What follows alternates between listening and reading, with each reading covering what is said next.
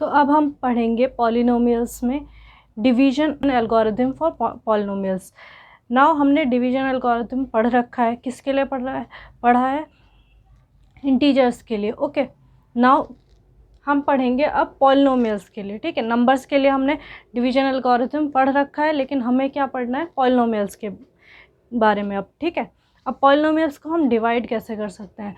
Now let's see, हमारे पास एक polynomial है जिसका हमें 1 0 पता है।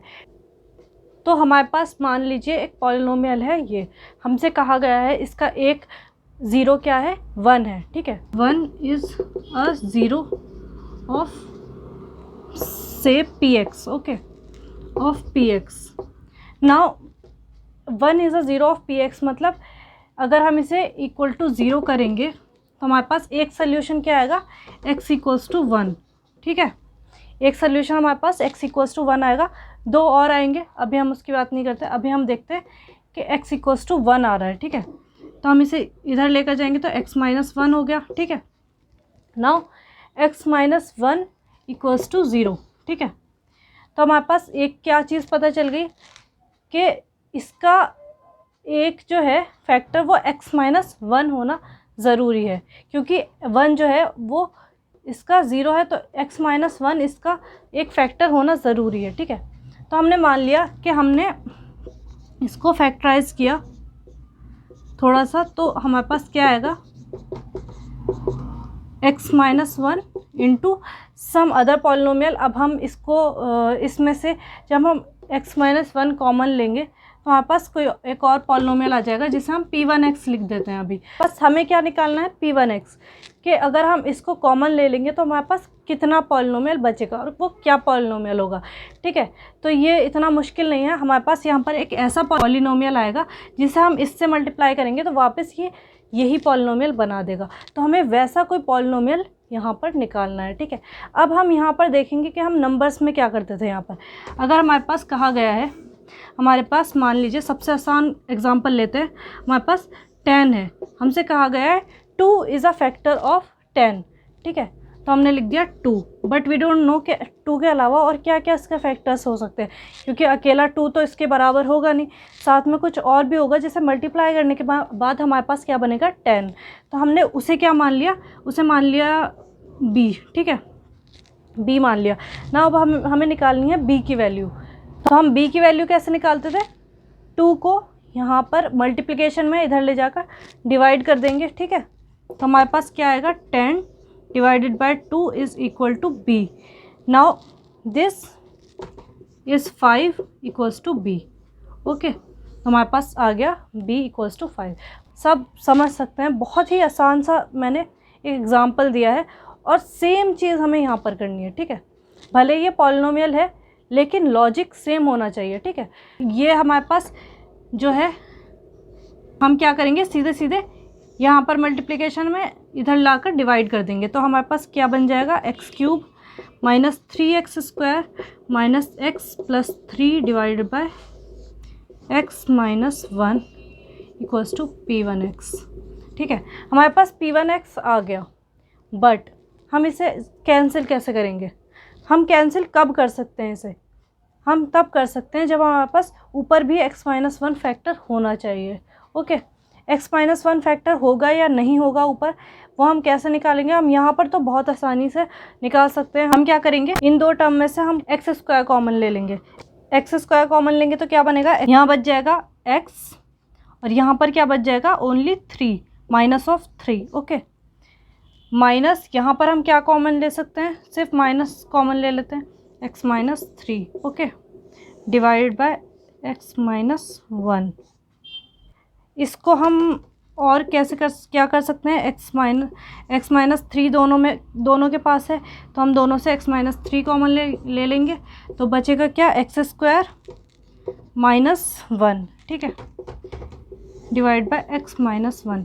और हमें पता है x² माइनस 1 को हम फैक्टराइज कर सकते हैं कैसे, x माइनस 1 x प्लस 1 से।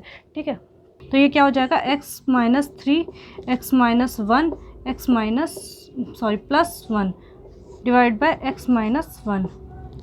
तो यहाँ हम x माइनस 1 से x-1 को कैंसिल कर सकते हैं, तो हमारे पास क्या बचा, x-3 इंटू x+1। तो इसको सॉल्व करने के बाद हमारे पास P1x आ गया।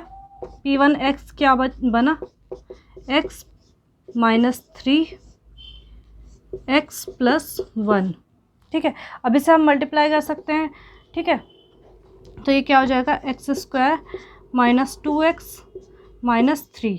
ओके, P1x हमारे पास आ गया।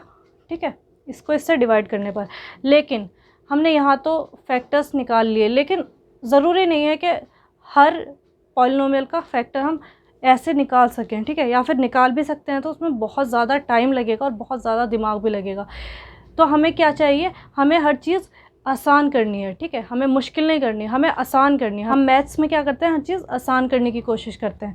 तो अब हम क्या करेंगे, इसको भी जिस तरीके से हम नंबर्स को ऐसे डिवाइड करते थे, 10 को 2 से डिवाइड करना होता था, तो हम क्या करते थे, 2 into something that is less than और इक्वल टू 10। तो हमारे पास 5 है जो कि इक्वल हो सकता है, तो हम 5 लिख देंगे। तो हमारे पास क्या बच जाएगा, ये 0। ठीक है, तो ये हमारे पास क्या आ गया, b की वैल्यू। नाउ अब हम पॉलिनोमियल्स में देखेंगे, पॉलिनोमियल्स को हम ऐसे कैसे कर सकते हैं डिवाइड, और अगर हम कर सकते हैं तो उसमें क्या रूल्स होंगे, क्या प्रोसीजर होगा, वो हम देखेंगे। ओके, हम मान लेते हैं कि हमारे पास एक पॉलिनोमियल है px that is x³ - 3x² - x+3। Okay, अब हमें इसे डिवाइड करना है x-1 से। ओके, तो हम क्या करेंगे,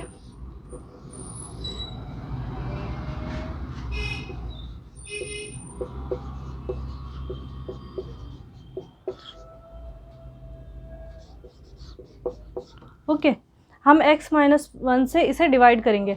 नाउ हमें क्या करना होता है, इसमें हमारे पास 2 था, तो हम क्या करते थे, उसे हम किसी ऐसे नंबर से मल्टीप्लाई करेंगे जो 2 का कोई ऐसा इंटीग्रल मल्टीपल हो जो या तो 10 के बराबर हो या फिर 10 से जस्ट छोटा हो। ओके, नाउ x-1 को हम इससे डिवाइड करने के लिए क्या करेंगे, हमें यहाँ पर क्या चाहिए, इसका कोई मल्टीपल चाहिए जो इसके बराबर या इससे छोटा हो।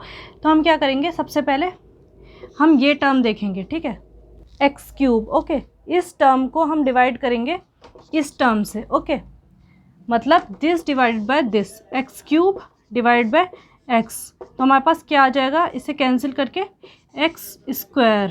ओके, अब ये जो टर्म हमारे पास x² आई है, इसको हम मल्टीप्लाई करेंगे इस एक्सप्रेशन से, x-1 से। ठीक है, x-1 इंटू x²। तो हमारे पास क्या हो जाएगा, x³ - x²। ये जो हमारे पास एक्सप्रेशन आया है वो हम यहाँ लिखेंगे, x³ - x²। और यहाँ हम क्या लिखेंगे, जिससे हमने मल्टीप्लाई किया है x²। जैसा कि हमने किस में किया था, नंबर्स में। हम 10 को डिवाइड कर रहे थे 2 से। ठीक है, तो हमने क्या किया था, 2 में हमने 5 मल्टीप्लाई किया था, तो हमने 5 ऊपर लिखा। ठीक है, नाउ यहाँ पर हम इसमें x-1 में क्या मल्टीप्लाई कर रहे हैं, x²। तो हमने यहाँ पर क्या रख दिया, x²। ठीक है, अब हमने जो भी हमारे पास मल्टीप्लाई करके आया था 2 इंटू 5, ठीक है, that is x-1 into x²। यहाँ पर हम मल्टीप्लाई करके क्या आ रहा था, 10। लेकिन हमारे पास एग्जैक्ट नहीं आ रहा, तो हम क्या, अगर एग्जैक्ट नहीं आता, मान लो यहाँ पर कुछ और होता, जैसे कि 8 हो जाता, तो हम क्या करते, माइनस करते, 2 आ गया। ठीक है, तो अब हम क्या करेंगे, माइनस करेंगे। ठीक है, तो यहाँ पर माइनस करने पर क्या आएगा, ये माइनस हो जाएगा, ये माइनस माइनस प्लस, ये कैंसिल हो जाएगा। हमारे पास क्या बचेगा, -3x²। और यहाँ पर क्या है हमारे पास, plus of x²। Now -3x² plus x² का क्या बनेगा, -2x²। तो हम क्या करेंगे, बाकी के एक्सप्रेशन को वैसे ही उतार लेंगे, -x + 3। ठीक है, जिसका हमने यूज़ नहीं किया। अब हमारे पास क्या आ गई टर्म, अब जो हमने यहाँ पर किया था वही हम यहाँ रिपीट करेंगे, मतलब इस टर्म को हम डिवाइड करेंगे इस टर्म से। ठीक है, तो हमने क्या किया, -2x² डिवाइड बाय x। तो ये क्या आ गया, -2x। ओके, -2x हम क्या लिख देंगे यहाँ पर, -2x। अब इसको इससे मल्टीप्लाई करके यहाँ पर लिखेंगे, इसको इससे मल्टीप्लाई करेंगे तो क्या आ जाएगा, -2x इंटू x-1। तो ये हो जाएगा -2x² प्लस ऑफ 2x। तो ये हम यहाँ लिख देंगे, -2x² plus of 2x। Now इसको हम माइनस करेंगे, माइनस माइनस ये प्लस हो जाएगा, ये माइनस, तो ये कैंसिल हो जाएगा और ये हमारे पास माइनस ऑफ 3x हो जाएगा प्लस 3। ओके, हमारे पास ये क्या आ गया, माइनस ऑफ 3x प्लस 3। अब हम फिर से वही रिपीट करेंगे, क्या करेंगे, this term divide by this term x। Okay, तो हमने फिर से वही रिपीट किया तो क्या आ जाएगा, -3x divide by x that is equal to -3। यहाँ पे हम रखेंगे -3 और यहाँ पर हम क्या एक्सप्रेशन रखेंगे, -3 इंटू दिस। -3 इंटू दिस क्या होगा, -3 into x minus 1 that is -3 plus 3 -3x plus 3। Okay, तो ये हमारे पास minus minus plus plus minus minus, तो ये हमारे पास कैंसिल हो जाएगा, ये भी कैंसिल हो जाएगा, हमारे पास क्या बचेगा, 0। तो हमारे पास ये पूरी तरीके से कैंसिल हो चुका है। ज़रूरी नहीं कि पूरी तरीके से कैंसिल हो, मैंने ये आसान पॉलिनोमियल लिया था जिससे हमारे पास रिमाइंडर जो आ रहा है 0 आ रहा है, लेकिन ज़रूरी नहीं है रिमाइंडर 0 ही आए। ठीक है, हमने उस तरीके से निकाला था तो भी यही आया था, यहाँ से निकाल रहे हैं तो भी यही आ रहा है। ठीक है, तो ये हम छोटे पॉलिनोमियल्स के लिए नहीं, बड़े पॉलिनोमियल्स के लिए भी यूज़ कर सकते हैं। ठीक है।